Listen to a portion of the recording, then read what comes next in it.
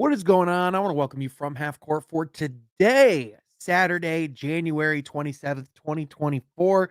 The Detroit Pistons just played an afternoon matinee against the Washington Wizards, two teams that came into this one combined for 12 wins on the season, ironically enough, starting at noon. And today, it might as well have been a game that could have been better off not on the schedule for Detroit as they came out and ultimately lost to the Wizards 118 to 104. And the thing that's kind of like depressing is it started out really well. I mean, first of all, this game had, a lot of momentum going into Detroit's favor in the sense that they've won two games of late. They were starting to see some improved play. Cade Cunningham was back in the lineup. This is the first time all season that the Pistons had a clear injury report. So guys like Monte Morris are finally going to be able to, play a pivotal role. And we were able to see that Jaden Ivey and Cade Cunningham backcourt. And if there's the possibility of there being any changes or any adjustments being made with that lineup. But ultimately, I mean, what we saw was, the first quarter, like that starting lineup came out, played really well when they were moving the ball. When there was actually, motion in their offense, they were actually playing pretty well. They were actually exploiting some mismatches. They were actually playing like pretty good defense, and they had a pretty commanding lead. And then, unfortunately, like, kind of what's been going on the rest of the season for the Pistons, the bench came in and kind of took over, and we saw the momentum mostly kind of shift into Washington's favor. And for whatever reason, it just felt like the Pistons couldn't get that back all game. And, if there's been a theme of this Pistons team all year, it's just kind of been death, taxes, and turnovers. And today was really no exception. It was really, frankly, like their worst turnover game in a while. Over the last few games, according to the broadcast, they were sixth in the league as far as fewest turnovers over the last few games, which, they're definitely heading in the right direction. It's definitely nice to see that, especially with Jaden Ivey running the helm and Cade not being in the lineup for them. That's definitely big to have. But tonight they had 17 turnovers. And listen, I mean, the elephant in the room, Cade Cunningham had seven of them. And listen, a lot of that can be boiled down to the fact that this is a guy who just came back in, was dealing with injury, missed about 3 weeks. You can accredit a lot of it to rust, but on the other hand, you can also just, look at the fact that this has unfortunately been something that's been an issue for Cade throughout his career as well. I mean, this is, turnovers are not a new conversation when it comes to Cade. I fully anticipate that tomorrow that he will more than likely be better. But on the other hand, it's not like tomorrow gets easier because they're going to be going up against the Oklahoma City Thunder, who are one of the best teams in basketball. So this is really an opportunity for the Pistons to not only, get a win, because these are one of those games that you need to take advantage of, especially when you're facing a team in Washington who's also, similar to you in the league where, now they have 8 wins, only 5 of them. Like they've won the majority of their games on the road, surprisingly, but still not a great road team by any stretch of the imagination. So definitely one that you want to, take advantage of and utilize. And unfortunately, like the Pistons just, again, were not able to do that. And, it's not like they didn't have, guys who are playing well. I mean, Bojan Bogdanovic, he's just constant whenever he's in the lineup. Yet another 30-point performance for him. Yet another reason why I think a team like Philadelphia, like the Knicks, even the Thunder, honestly, would be a really good fit for Bojan. And I think, in my opinion, with the level that he's been playing at and just where the Pistons are, going into this offseason with him being on a, kind of on a team option with a little bit of a flexible contract, kind of an expiring, kind of a team controlled one. I personally think it would make sense to move him at the deadline and see what you can get, see what a contender can do with him in the lineup. Jalen Duren played really well. He had another pretty good all around performance, 10 points, 18 boards. But, kind of the thing with Duren has just been the lack of rim protection. And in particular, just the lack of that overall like interior dominance, like that we saw that version of Jalen Duren who kind of looked like a mini Bam Adebayo at the beginning of the season. And don't get me wrong. I mean, Jalen Duren's playing really well. His footwork is definitely drastically improved. His rebounding has been top notch ever since he's entered the league. There's a lot of things to look at Jalen Duren and say, man, there's a lot to like about his game. But on the other hand, if he was able to improve on that consistent rim protecting ability and to be that anchor for this Pistons defense, I think you would see a lot of those issues, really start to dwindle. I mean, he's only 20 years old, so it's something that, you expect it for them to struggle, but on the other hand, definitely just want to see that improve 100%. Monty looked confused. He seemed like he doesn't know how to use Caden Ivy.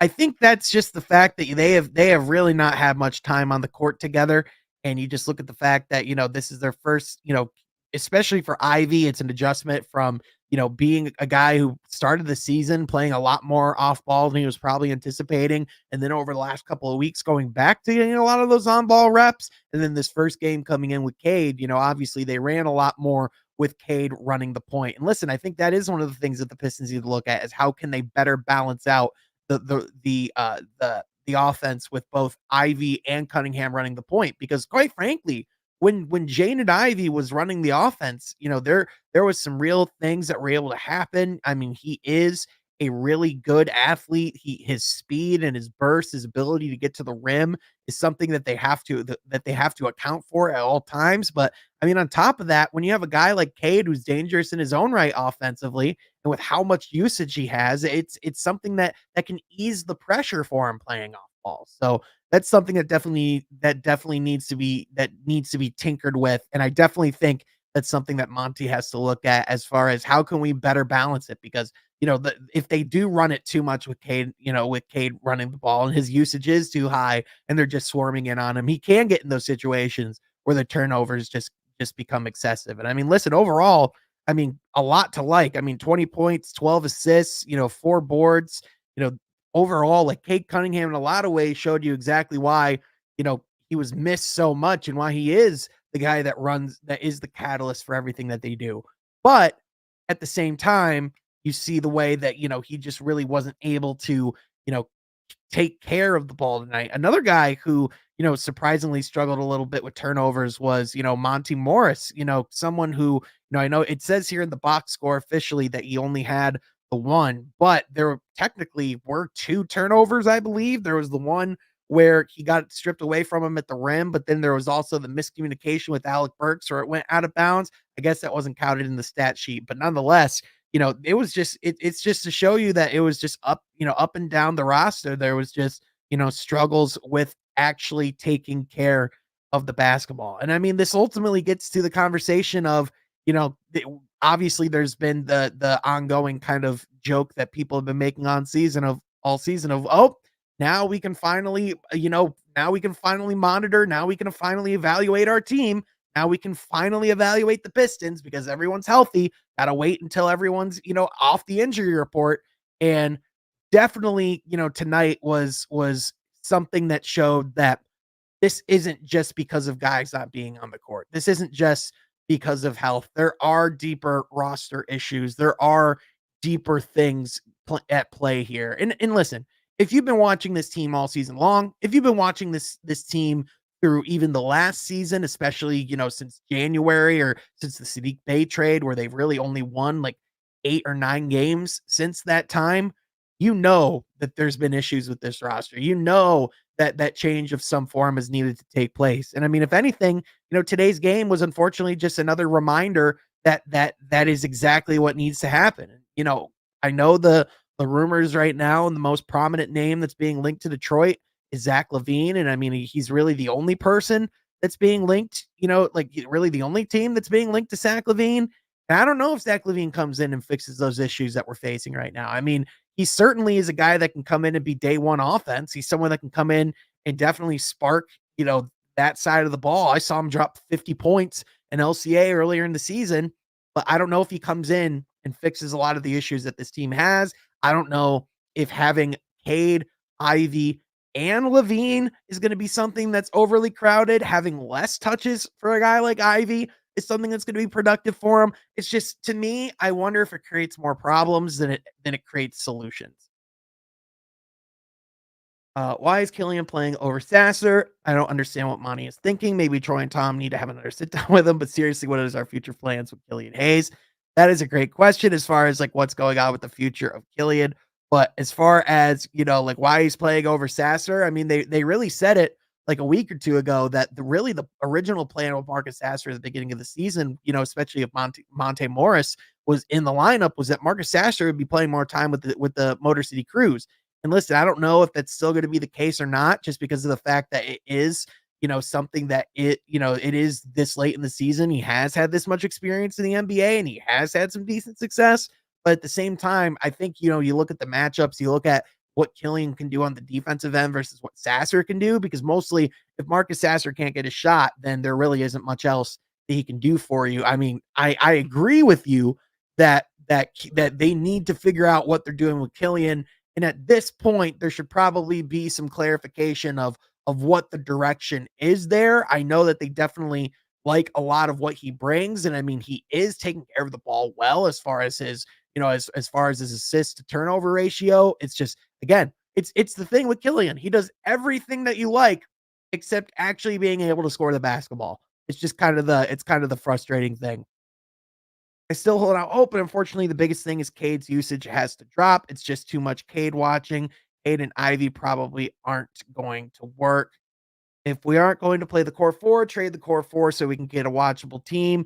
I wouldn't go that far just yet. I would remember again, these players literally have maybe played like a total of 30 minutes together all season long. But on top of that, I would just say, hey, definitely needs to be better with the turnovers. And I think a part of that, again, is alleviating some of that pressure on the ball with getting more touches for guys like Jaden Ivey. But I think also is you got to see, those minutes rise for a guy like Monte Morris as well. I mean, over his first two games, he's really only been playing about 10 minutes. And I mean, that's a guy that they've been relying all season long as like a reliable veteran, as, probably their second point guard to really be running the offense for them. So, really, I think the big thing is over the next couple of weeks, seeing his conditioning improve, seeing him get in a better position, and overall just actually being able to contribute more. Because again, I mean, that's really what this team needs is more of the reliable veterans. And I mean, ultimately, really why we've seen this team be better over the last couple of weeks as well is because we've seen improved shooting from beyond the arc. But I mean, this is just another example of where the Pistons just couldn't buy a shot. I mean, overall, like they were 9 of 32 from beyond the arc. That's 28%. And overall, they were 43% from the field. It really felt like their offense in particular just stagnated as the game went on. It felt like as the turnovers started to rack up, it felt like their offense started to slow down. It felt like they got more tense. It felt like it became more isolation ball as the game went on. And then that's just not a recipe for success. And especially, if you're trying to create better looks from beyond the arc, if you're trying to actually give yourself that opportunity to actually pull out the victory, in my opinion, playing hero ball like that is just not going to be the way to do it. So definitely overall, if you look at everything, it wasn't a great game by any stretch of the imagination. And especially when it happens, against a team like the Wizards. And I mean, listen, we've seen, we were able to go into Washington, actually get the win. Granted, that was like literally the day after the trade with Marvin Bagley. Speaking of Marvin Bagley, we were able to see him in his new role in Washington. And listen, I mean, he's Marvin Bagley. We like as advertised, exactly what I would expect Marvin Bagley to be, especially, with Daniel Gafford back in the lineup, who is their definitive franchise big over Marvin Bagley. Him having a defined role coming in off the bench. He played pretty well. Was it world shaking? No. Was it something where it's like, man, I really scratch my head and wonder why he isn't in a Pistons uniform still? No, because you look at the contract that he has, and the simple truth of the matter is, if this team wants to move forward, they need salary like that off of their books to give themselves flexibility. On top of that, even though he struggled from the field tonight, Mike Muscala has brought some value ever since coming in, to the lineup. And on top of that, ever since Isaiah Stewart's been back and actually being able to play more of that backup big as well, I think that's been a better addition as well. But listen, I mean, we're about less than 2 weeks away now from the NBA trade deadline. I know we can ride the high of the Lions game this weekend and enjoy that for the next little bit, but it doesn't distract from the fact that this team, does need to start making changes and start heading in a different direction. And unfortunately, this is just another example of it. Now, a couple things we got to talk about before we wrap up this live stream. Don't really plan on having too short of one today. Just wanted to hop on a little bit, just talk about my brief thoughts about the game, but also just a couple things surrounding the Pistons and everything that's going on. By the way, if you're new to the channel, smash that like button, subscribe down low, and if you want to become a member as well, support the channel for $5 a month, please feel free to do that as well. But another thing that we saw today too was there was someone who came all the way from Germany. This is from James Edward III, and this has gone viral today. Essentially, this girl, the side says, I came all the way from Germany just to see Killian Hayes. And when I saw that, I was like, oh man, you flew all the way from Germany to see Killian Hayes. And no offense to Killian Hayes. It's just normally when you see someone like flying across the world to see a player, it's like, I flew across the world to see Giannis. I flew across the world to see LeBron. I flew across the world to see Luka Doncic. It's like if you went and saw like I flew from Istanbul to see Anderson Varejao. It's like, what the? It's just something that you don't expect. And so when I saw that, I was like, oh no. But also there was just kind of the morbid thought in the back of my head of, wait, there's a legitimate chance that Killian might not play in this game. And then I actually looked, and Killian really only played 10 minutes. And so I don't know what I feel worse about. The fact that this poor girl flew across the world to see Killian Hayes in a losing effort, or the fact that she flew across the world to see Killian Hayes and only got 10 minutes. I mean, he played fine. He's listen, the book is out on Killian Hayes. I think we can all agree at this point we know who he is, right? And there's a lot of traits to like as a basketball player, but again, if you don't have that offense, if you can't contribute and be a credible threat at a certain point, it could just become 4-on-5. And a lot of times too, it just feels like, especially when the Pistons give it away on the defensive end, it feels like a lot of times they just try to rush back on the offensive end and just try to get it back like right away. A lot of times it feels like they like rush their possessions into these transition threes, or just trying to, like, if Washington hits a three or gets a dunk, it almost feels like they have this need to try and return the favor like immediately on the other end and don't really set up that offense a lot. It's just more reasons why they need more solid veterans who can come in and steady the ship and help this team play better, because that's what they need. And it's funny because tomorrow they're going to be going against, one of the youngest teams in basketball, who is on the opposite side of the standings in the Oklahoma City Thunder. And listen, is tomorrow going to be an opportunity for me to be really annoying about Chet Holmgren because of how good he's going to be? Absolutely. Am I going to do that if he beats the Pistons by like 40? No. But ultimately, at the end of the day, I think today is just another sign of, we knew that just because this team was going to have an empty injury report, it wasn't going to change the trajectory of this season. It wasn't going to change who this team has been this season. And I mean, ultimately, when a team tells you who they are, at a certain point, you kind of have to believe them. And so ultimately, again, it's still going to be fascinating to see what changes that they make, what directions they ultimately go.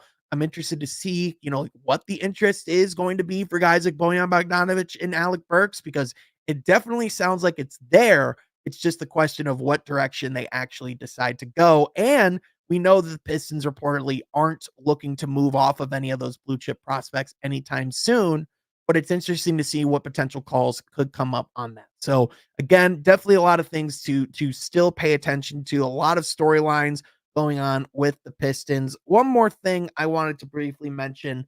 There was this article yesterday that was dropped in regards to the Robert Murphy lawsuit, and in regards to the lawsuit from the former executive assistant to Murphy, who is suing the team. Obviously, this, I'm not going to go in full detail of what the article says, or what's, being said in the suit, because it is, quite frankly, it is pretty disturbing. It is, kind of horrific. It is, a little bit more uh, you know, adult material. So it is available on the Detroit News. It's written by Jakar Amory. I apologize if I am butchering your name, sir, but this is a really well done, really well written story and well reported story, I should say. But obviously, the allegations and what they do lay out are disturbing, and ultimately, I mean, the what we see of, the Pistons right now is just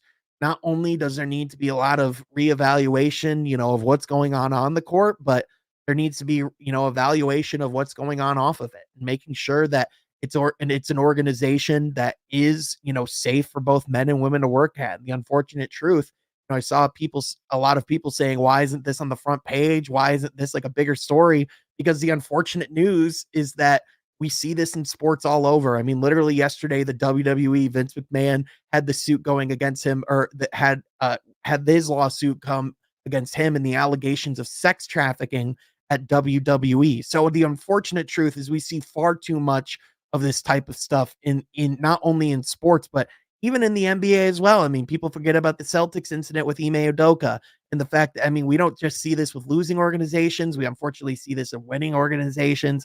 There was the stuff with the Dallas Mavericks a few years ago as well, the things that were happening in their office.